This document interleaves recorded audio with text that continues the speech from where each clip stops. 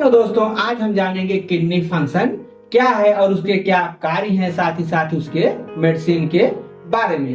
Kidney को कई नामों से जाना जाता है, जैसे हिंदी भाषा में हम उसे वृक्क कहते हैं, उर्दू भाषा में गुर्दा, इंग्लिश भाषा में किडनी और मेडिकल भाषा में रेनल कहते हैं। यह उत्सर्जन की क्रिया करते हैं या शरीर के फालतू पदार्थ या अपशिष्ट पदार्थ रहते हैं, जैसे अनपचा भोजन, पेशाब, पसीना, CO2 गैस यानी कार्बन डाइऑक्साइड, बलगम, ये सब हमारे शरीर के लिए बिना काम के पदार्थ है जो शरीर से निकालना जरूरी है। ये अंग जो इसे निकालते हैं उस अंग को हम उत्सर्जी अंग कहते हैं। निकालने की क्रिया को उत्सर्जन कहते हैं। जैसे हमने अल्कोहल पिया, उस अल्कोहल से जो नशा हुआ वह उत्सर्जी अंग है और उसको हमने पेशाब के माध्यम से बाहर कर दिया। बाहर करने की क्रिया को उत्सर्जन कहते हैं। हमारे शरीर में मुख्य रूप से 5 उत्सर्जी अंग हैं। पहला त्वचा, दूसरा लंग, तीसरा बड़ी आंत,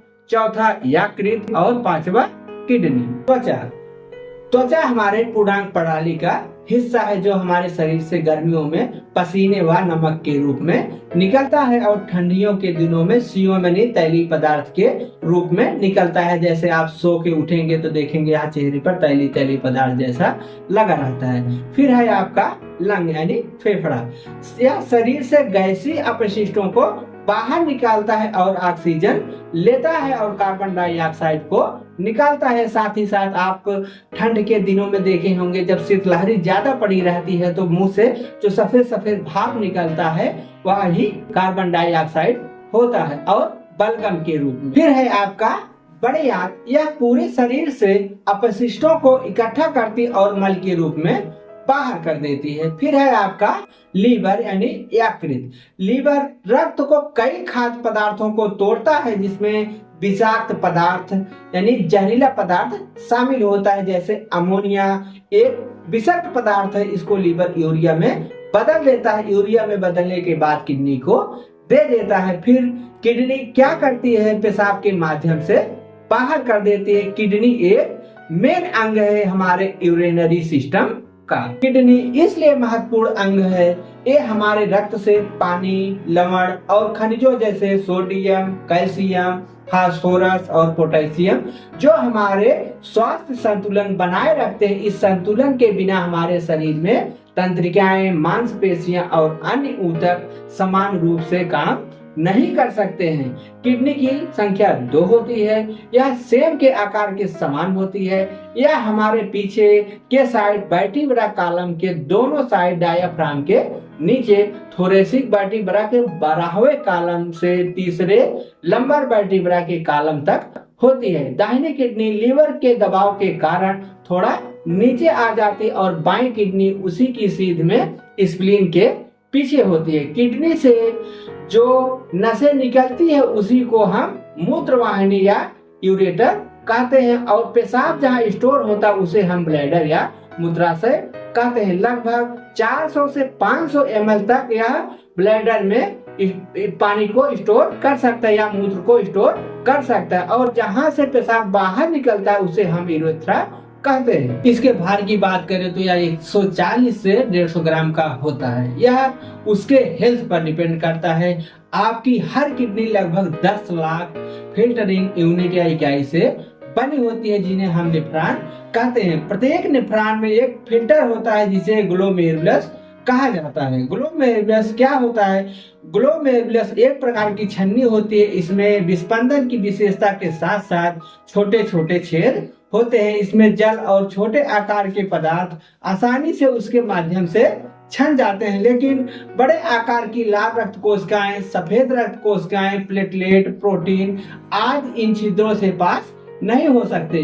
ग्लोमेरुलस गुच्छे के समान दिखता है और एक ट्यूबल नेफ्रॉन 2 चरणीय प्रक्रिया के माध्यम से काम करता है। ग्लोमेरुलस आपके रक्त को फिल्टर करता है, रक्त के कणों को छानता है और शुद्ध रक्त को वापस करता है और दूसरी ट्यूबल्स यानी जिसे हम वोमेन या सैंपुट कहते हैं वह आपके अपशिष्ट को हटाता है और रक्त से आवश्यक पदार्थों को पुनः वापस भेज देता है और यूरिया को भी छान लेता है डायलिसिस विधि द्वारा। फिर वो दे देता है नेफ्रॉन को। नेफ्रॉन उस यूरिया को पेशाब में मिलाकर बाहर कर देता है। ये तो बात रही किडनी के फंक्शन और क्रिया की बात। अब जानते हैं इसके रोग के बारे में। हमारे द्वारा जो भोजन लिया जाता है जैसे सेब, अनार, केला, अंगूर, फलदार भोजन, नींबू, दाल, चावल, हरी सब्जियां, मसालेदार भोजन, पानी या तरल चीजें, मछली, मांस इत्यादि जो खाद्य और पेय पदार्थ होते हैं सब में प्रोटीन होता है। ये सब प्रोटीन हमारे शरीर को स्वस्थ और शरीर के विकास के लिए आवश्यक होते हैं। प्रोटीन हमारे शरीर द्वारा उपयोग में लिया जाता है, जैसे हमारे शरीर में एनर्जी बनी रहती है। जब इन्हीं भोजन में किसी कारणवश कमी या बहुत अधिकता आ जाती है तो किडनी में धीरे धीरे कमियां आनी शुरू हो जाती है, जैसे यूरामिया।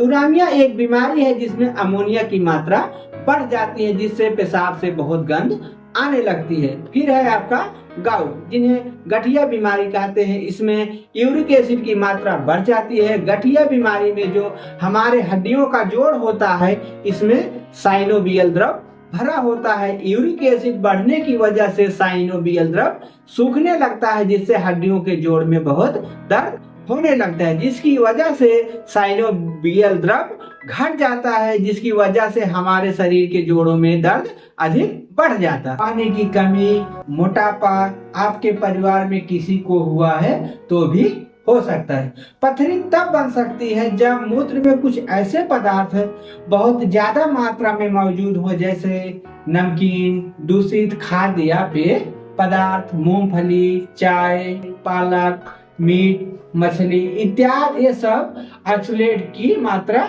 बढ़ा देते हैं, इसका ज्यादा सेवन करने लगते हैं, जिसकी वजह से यूरिक एसिड भी बढ़ जाता है, जिससे पथरी या स्टोन बन जाता है। किडनी में बीमारी होने के और भी कारण होते हैं। इसके सिम्टम की बात करें तो मूत्र में संक्रमण, मूत्र का असामान्य रंग, कभी कभी मूत्र से रक्त आना, ठंड लगना, बुखार होना, उल्टी होना, पेट के क्षेत्र से पीठ के किनारे तक दर्द महसूस होना इत्यादि सिम्टम दिखाई देते हैं। इसमें हमको नमकीन, खाद्य पदार्थ, मांसाहारी भोजन, शक्कर, मिठाई, चॉकलेट, दूषित खाद्य या पेय पदार्थ, शराब और धूम्रपान, पालक, चाय इत्यादि ऐसी चीजें बहुत कम या नहीं लेनी चाहिए जो हमारे किडनी को नुकसान पहुंचाती है। इसमें हमको शिमला मिर्च, ब्रोकली, केला, नींबू, खरबूजा, सेब, अनार, आंवला, पपीता, पानी, मट्ठा, नारियल का पानी इत्यादि का अत्यधिक सेवन करना चाहिए। इसके दवा की बात करें तो यह अपने चिकित्सक से बात करें कि आपके किडनी डिजीज के लिए कौन सा उपचार बढ़िया या अच्छा होगा। यदि उपचार में देरी हो जाए तो आपके किडनी को नुकसान हो सकता है, क्योंकि यह जांच रिपोर्ट के आधार पर रोग है। चलिए जानते हैं किडनी डिजीज के कुछ दवा के बारे में। यहाँ पे आपको एक चीज क्लियर कर दूं, जब आप अल्ट्रासाउंड कराते हैं तो स्टोन के मामले में 3 से 4 प्रकार की सिचुएशन लिखी रहती है, जैसे रेनल स्टोन। रेनल का मतलब किडनी, स्टोन का मतलब पत्थर। रेनल शब्द किडनी से जुड़े किसी रोग को दर्शाता है। रेनल कैल्कुलाई, रेनल करेक्शन और रेनल लिथियासिस या रेनल नेफ्रोलिथियासिस, इन सब का अलग अलग मतलब है।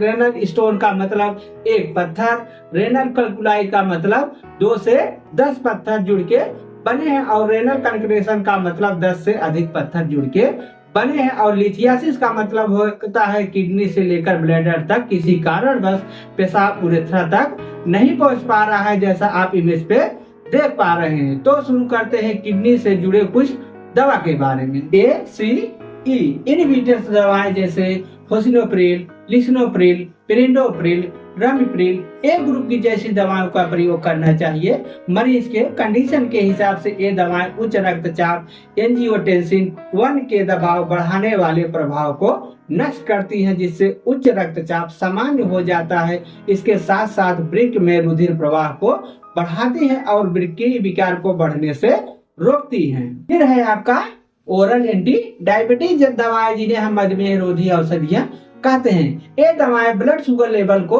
नियंत्रित करने में मदद करती हैं, जैसे ग्लाइबेक्लामाइड, ग्लाइपिजाइड, ग्लाइक्लाजाइड, ग्लाइमेपाइराइड। ये आपके शरीर से मूत्र के माध्यम से अतिरिक्त ग्लूकोज निकालने में मदद करती है। यह हार्मोन इंसुलिन के प्रति शरीर के प्रतिक्रिया को बेहतर बनाता है। यह द्वितीय पीढ़ी सल्फोनिल यूरिया मधुमेह रोधी दवा है। एक खुराक के बाद लगभग 2 से 3 घंटों में रक्त शर्करा के स्तर को कम करना शुरू कर देती है। यह ब्लड ग्लूकोज के लेवल को कम कर डायबिटीज को नियंत्रित करने का प्रमुख हिस्सा है, जो आप में डायबिटीज के कारण होने वाले गंभीर जटिलताओं जैसा कि किडनी जैसा नुकसान आदि जोखिमों की संभावनाएं कम हो जाती हैं। फिर है आपका टॉरिन और एस्टाइल सिस्टीन। टॉरिन गैर आवश्यक अमीनो एसिड वर्ग से संबंधित एक पोषक तत्व है जो शरीर की प्रतिरक्षा, पाचन और केंद्रीय तंत्रिका तंत्र पर काम करता है, जबकि एसिटाइल सिस्टीन में एंटीऑक्सीडेंट गुण होते हैं। इसका संबंध श्लेष्मनाशक दवाओं से संबंधित है। यह सल्फिड्रिल समूह म्यूकोप्रोटीन के डाई सल्फाइड बंध को तोड़ देता है, जिससे इसकी चिपचिपाहट कम हो जाती है, जिससे दर्द निवारक गोली यकृत क्षत को नहीं होने देता। इसी तरह किडनी डिजीज का बचाव करती है। ये तो बात रही किडनी डिजीज की।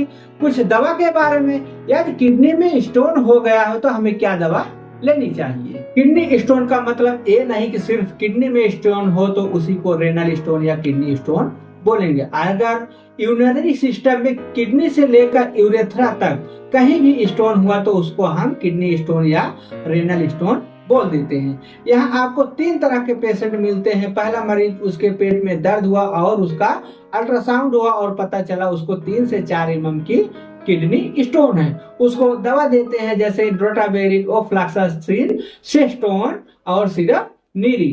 ये पेशेंट के जांच के रिपोर्ट के आधार पर होता है। ऐसी कुछ दवाइयाँ दे देते हैं। ड्रोटावेरिन का इस्तेमाल करते हैं दर्द को कम करने के लिए, ओफ्लॉक्सासिन का इस्तेमाल करते हैं संक्रमण को दूर करने के लिए, सिस्टोन एक आयुर्वेदिक दवा है, इसका इस्तेमाल करते हैं स्टोन को तोड़ने के लिए। फिर है नीरी, यह भी एक आयुर्वेदिक सिरप है। यह गुर्दे और पित्ताशय की थैली को साफ करता है, जो मूत्र में गुर्दे के विषाक्तता पदार्थों को कम करके स्वस्थ रखता है। इसमें ज्यादा से ज्यादा पानी लीजिए और ऑक्सलेट खाद्य पदार्थ का सेवन कम करिए। यह धीरे धीरे 2 से 3 सप्ताह तक अपने आप पेशाब के रास्ते से निकल जाएगा। यह मरीज को बोल देते हैं। फिर दूसरी तरह का पेशेंट है, अचानक पेट में दर्द हुआ, पहुंचा इमरजेंसी डिपार्टमेंट में, उसका ब्लड टेस्ट हुआ, यूरिक एसिड, यूरिया, अल्ट्रासाउंड हुआ और पता चला किडनी स्टोन है, तो उसको जांच के आधार पर दवा देते हैं। जैसे दर्द के लिए पहुंचा तो उसके लिए पहले